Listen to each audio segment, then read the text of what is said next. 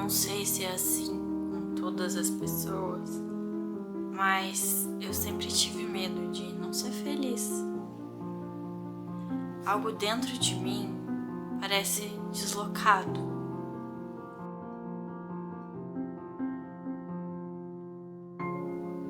Eu sinto como se eu não estivesse fazendo tudo o que eu deveria estar fazendo.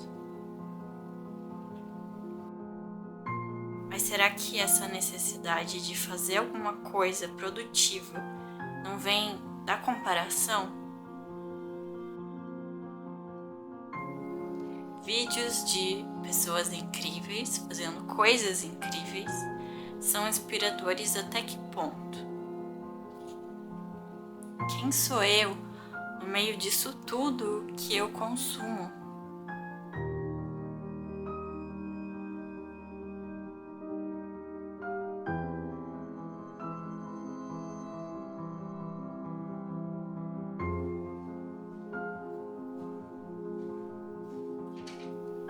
A sensação é de que sempre falta alguma coisa. O que é que eu vou colocar nesse espaço vazio que mora em mim?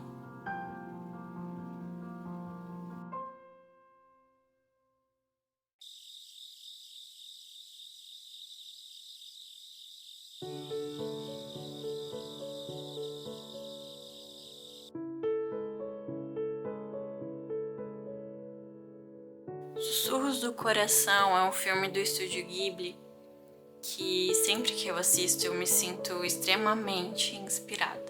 Principalmente porque eu tô escrevendo um livro e esse filme conta a história justamente de uma garota que tá tentando escrever uma história.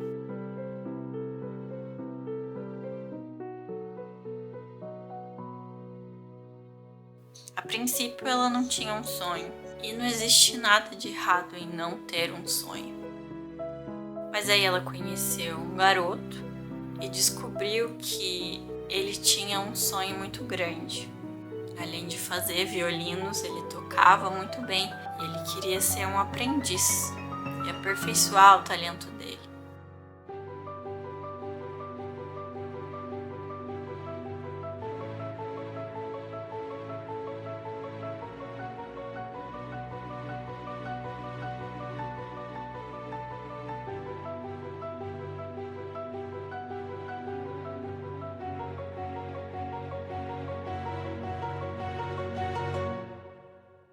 Para isso ele ia fazer uma viagem e os dois, mesmo gostando um do outro, iam ter que se separar por um tempo. Para amiga dela, ela confessou que ela se sentia mal por ver alguém com um sonho tão definido, tão claro, sendo que ela mesma não tinha nenhum.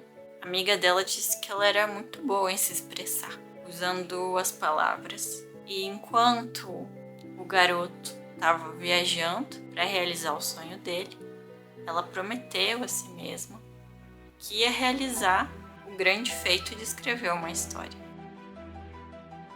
E apesar do filme romantizar esse processo, ao mesmo tempo ele deixa bem claro que não é fácil. Existe toda a insegurança de se achar que você não está criando algo bom.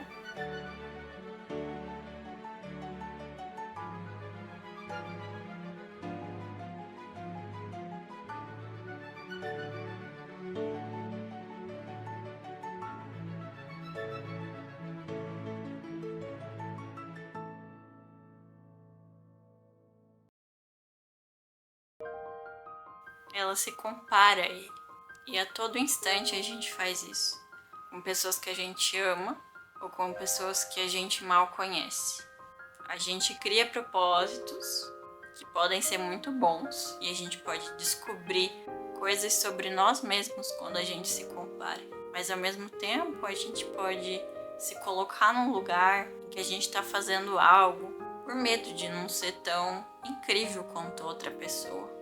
Às vezes, quando eu vou me inspirar para escrever o meu livro, eu fico horas e horas em frente à tela do computador ou do celular e percebo que existe um limite entre a inspiração e a comparação que faz mal. É um limite tênue que é tão fácil de atravessar.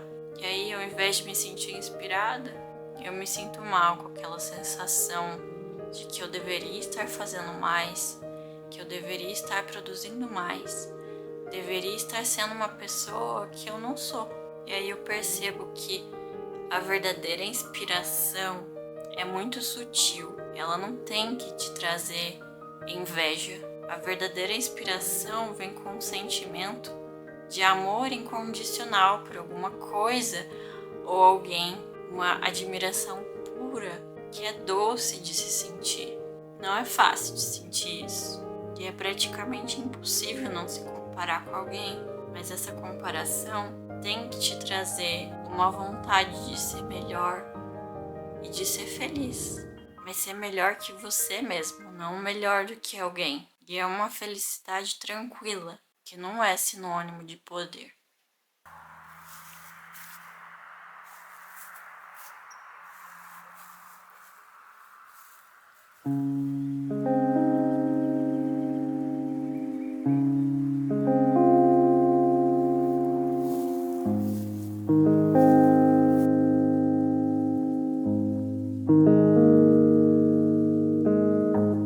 Tem um outro desenho que eu gosto muito, Kimi no Na wa, ou Your Name, e tem um trecho específico desse desenho que também me deixa muito inspirada e me faz refletir sobre as coisas que eu consumo e sobre todo tipo de coisa que entra na minha vida, que eu permito que entre na minha vida. Tem uma expressão em japonês que carrega um significado muito intenso de comunhão com o mundo.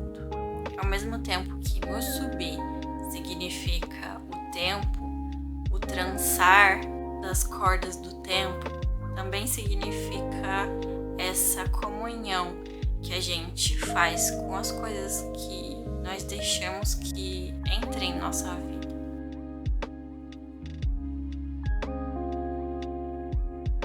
Desde a água que eu tomo, aos vídeos que eu vejo passivamente por horas.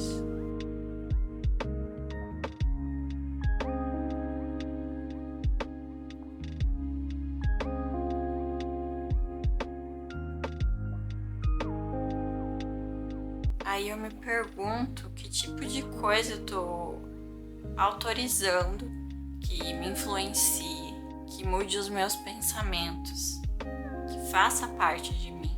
É lógico que é tão bom se distrair com um vídeo ou descansar a cabeça, mas quanto mais o tempo passa, mais eu percebo que é importante filtrar tudo aquilo que a gente consome, o que a gente bebe, o que a gente come, o que a gente vê, o que a gente lê.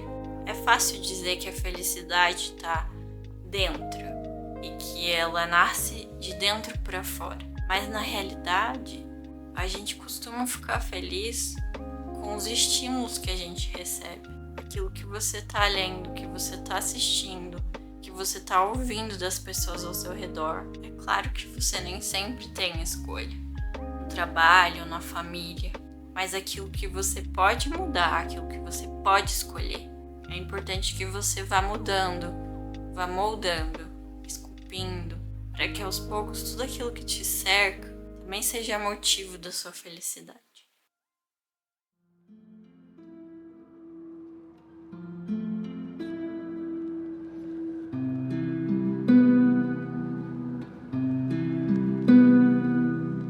Eu tô lendo um livro sobre ser romancista, ser escritor de romances, do Haruki Murakami, que é um escritor japonês muito famoso. O capítulo 4 desse livro se chama Sobre Originalidade.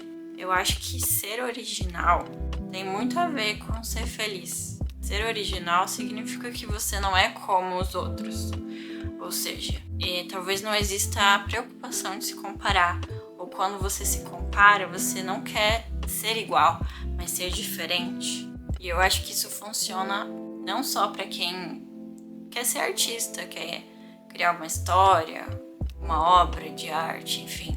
Eu acho que quanto mais se é original, menos a gente sofre nos comparando com o outro. Esse autor diz que a originalidade tem a ver com como nós olhamos para as coisas, que cada um tem um jeito diferente de olhar para o mundo. O autor também fala que muitas vezes a originalidade ela pode soar desagradável, porque às vezes a originalidade é muito vanguardista. As pessoas vão achar esquisito, porque o que é original é diferente, porque a maioria das coisas elas são assim, feitas para ser como as outras, para fazer parte de algo maior que as pessoas vão aceitar fácil.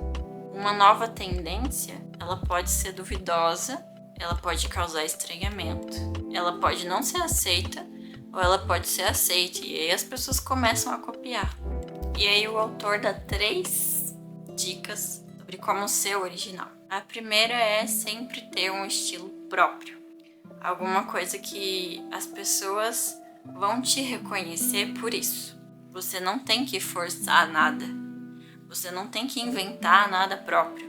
Você tem que olhar para si mesmo e perceber o que talvez seja diferente em você, que você pode até estar escondendo por ser diferente, mas que no fim vai te fazer insubstituível e reconhecível. A segunda dica é saber se reinventar. Saber mudar de opinião, mudar de estilo, mudar de ideia. Tá disposto a aprender. E a terceira dica é tornar o seu estilo um padrão seu. Fazer com que uma ideia seja explorada de forma que você sempre vai se aliar a ela para criar coisas originais. É claro que isso se aplica muito mais à escrita, mas eu acho que a gente pode adaptar essas dicas sim pra gente ser original na vida real. Outra coisa que é muito importante para manter essa originalidade e esse senso do que é original dentro de nós é formar uma ideia do que a gente gostaria de ser. Não porque a gente viu um vídeo, uma foto, um Instagram. É realmente que tipo de pessoa eu quero me tornar. E aí aos poucos eu vou fazendo pequenas coisas, mudando hábitos negativos que me tornem a pessoa que eu quero ser. E o mais importante é se perguntar se as coisas que você faz hoje, os pensamentos que você tem hoje, eles estão te fazendo feliz?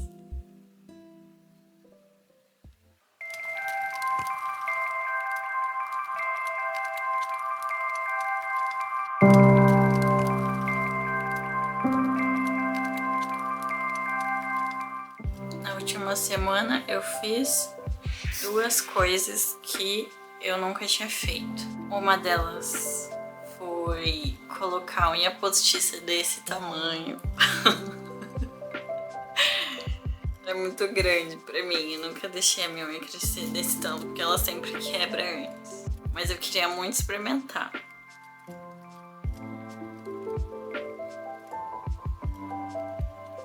Me sinto fabulosa. E a outra coisa, lógico, que foi começar a fazer crochê. Eu acho que ter um hobby é muito importante. Esse hobby pode ser ler, pode ser escrever, pintar, costurar. Se você fica muito boa no seu hobby, talvez você queira vender as coisas que você faz. Hoje eu já encaro a escrita como trabalho e não necessariamente é um hobby pra mim, sabe? Porque eu acho que um hobby ele entra como uma terapia na nossa vida. E a partir do momento que você vê algo como trabalho, já não é mais aquela... não traz mais aquela paz. Eu consigo sim sentir o prazer que eu sentia antes quando eu escrevia só por escrever, mas é bem mais raro. Eu tô um pouco mais travada também em relação à aquarela, que é um outro hobby que eu tenho, que eu amo muito, mas eu acho que nem sempre a gente tá na vibe de certa coisa, né? Então eu que tava com muita vontade de tentar algo novo, algo que eu nunca tinha tentado antes. Então eu fui num armarinho, comprei os fios, agulha, tesoura e procurei um tutorial e comecei a fazer uma bolsa de crochê. Este aqui é o resultado de um dos lados da bolsa. Eu adorei. Tipo assim, se você olhar de perto, tem algumas coisas que certamente, assim, não estão perfeitas. Afinal, esse foi o meu primeiríssimo trabalho, né? Mas, pro primeiro, eu tô ficando muito satisfeita. Vai ficar assim. Vou fazer a alça dela ainda. E agora que eu fiz a primeira parte, eu tenho que fazer a segunda, então é todo o mesmo processo pela segunda vez. E eu tô relaxando muito enquanto eu faço isso, é muito terapêutico, realmente. E eu percebi que enquanto eu tô fazendo crochê, eu não sinto aquela necessidade de ficar no Instagram, em qualquer rede social, né? Que eu costumo ficar mais no Instagram e no YouTube. Isso diminuiu muito e eu acho que isso é muito positivo pra mim, sabe? Eu acho que isso é uma lição muito valiosa que eu tô aprendendo pra mim mesma. Sei lá, tenta substituir as horas que você não tá fazendo nada, que você tá desperdiçando, pra fazer algo relaxante, estimulante, pra aprender algo novo, a desenhar, a escrever, pintar, ler. Pode ser um desafio esse começo, sabe? Dar o primeiro passo. Mas dar esse primeiro passo significa colocar a sua mente em um outro lugar, em um outro patamar. Quando você realiza alguma coisa ativamente, você tem que usar a cabeça para fazer alguma coisa. Seja contar ali as correntes de crochê, trabalhar na escrita, trabalhar a sua memória enquanto você faz uma leitura. Tudo isso é muito melhor do que ficar passivamente recebendo todo aquele conteúdo que, claro, às vezes é bom, às vezes faz bem, às vezes você não quer usar a cabeça e tá tudo bem. Mas quando é demais, você vai começando a virar uma ameba, assim, sabe? É uma coisa maluca. E eu não queria mais me sentir assim. Eu não queria mais ficar me comparando todas aquelas pessoas que estavam fazendo aquelas coisas dos vídeos que eu via, enquanto eu mesma tava me achando assim, então dentro do meu mundo, em que eu tô fazendo meu crochê, que eu tô lendo meu livro, eu consigo encontrar uma forma de paz que realmente talvez seja felicidade.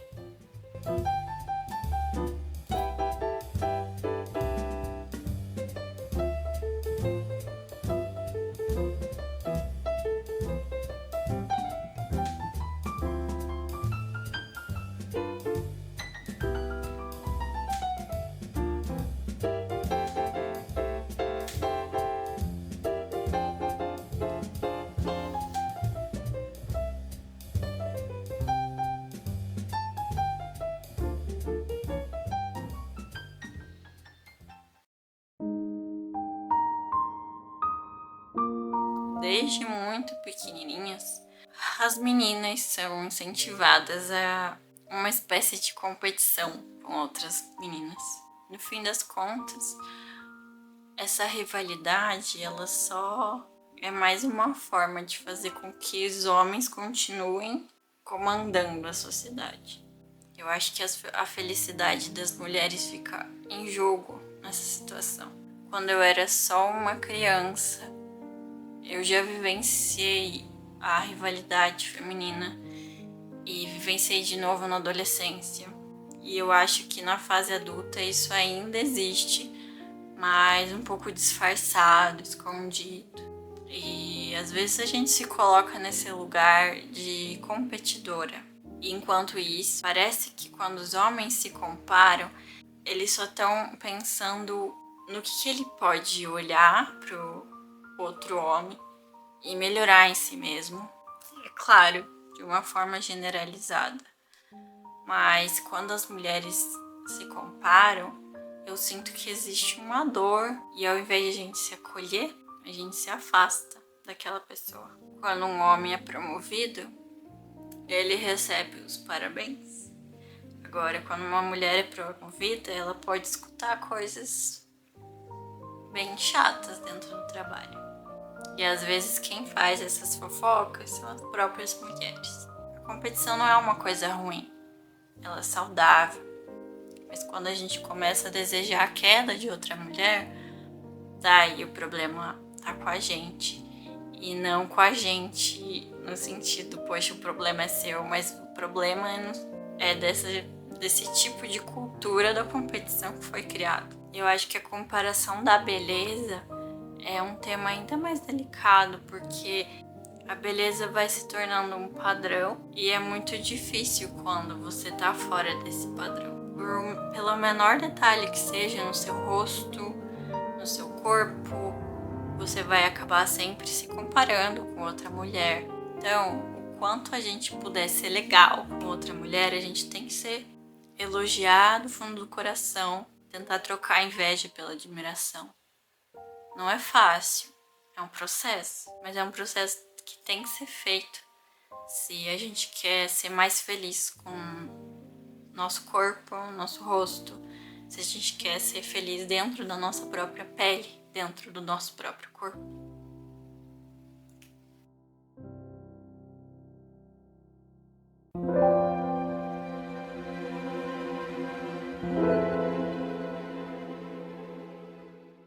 Eu tenho depressão desde que eu era adolescente, faz anos. E foi só recentemente que eu consegui achar um remédio que conseguisse estabilizar todos os sintomas da depressão no meu corpo. Para isso eu fiz um exame farmacogenético. Esse exame ele analisa o seu DNA. Graças a Deus, meus pais puderam pagar para eu fazer esse exame. E eu acabei descobrindo que os meus níveis de serotonina e de adrenalina são baixíssimos, muito menores que de uma pessoa normal. Por causa da falta de adrenalina, eu não vou conseguir ficar animada com as coisas, eu não vou conseguir vibrar, ficar extremamente feliz, falar com as outras pessoas com uma animação, sabe? Eu não tenho esse sentimento no meu corpo, eu não consigo gerar isso. E aí eu me pergunto se eu gosto tanto de montanha-russa, porque é na montanha-russa que eu consigo sentir adrenalina. Fora dela, eu não consigo sentir. No caso da serotonina, é o, entre aspas, hormônio da felicidade. Na verdade, ele é um neurotransmissor que faz as coisas, conexões ali com o cérebro para poder gerar o sentimento de felicidade dentro do cérebro e do corpo da pessoa. E os meus níveis são baixíssimos, mesmo quando você toma remédio, você precisa ter um nível razoável para que o remédio faça efeito. Então, por causa disso, eu acabei me perguntando, será que eu vou ser feliz? Será que algum dia eu já senti felicidade? Será que a minha felicidade ela é verdadeira ou eu só acho que eu tô feliz? Eu ficava me questionando isso. Bom, eu já falei sobre essa história num outro vídeo. Quando eu falei isso pro meu namorado, ele falou assim pra mim, você tem esperança de ser feliz? E eu falei que sim, que eu tinha. Que eu ainda tinha esperança de ser feliz, que eu tinha esperança no mundo, nas pessoas. Então ele falou que isso era suficiente e que a esperança de ser feliz por si só é uma forma de felicidade. E depois que eu ouvi isso, eu me senti muito em paz, assim. Por mais que eu não consiga sentir a felicidade como as outras pessoas talvez sintam, e de novo a gente bate na tecla da comparação, né? Eu, por mim mesma, vou sentir o tipo de felicidade que eu nasci para sentir. E isso vai ser o suficiente, justamente porque eu tô tentando praticar todas essas formas de ser feliz. Porque no fim, caminhar em direção à felicidade pode ser, sim, a própria felicidade.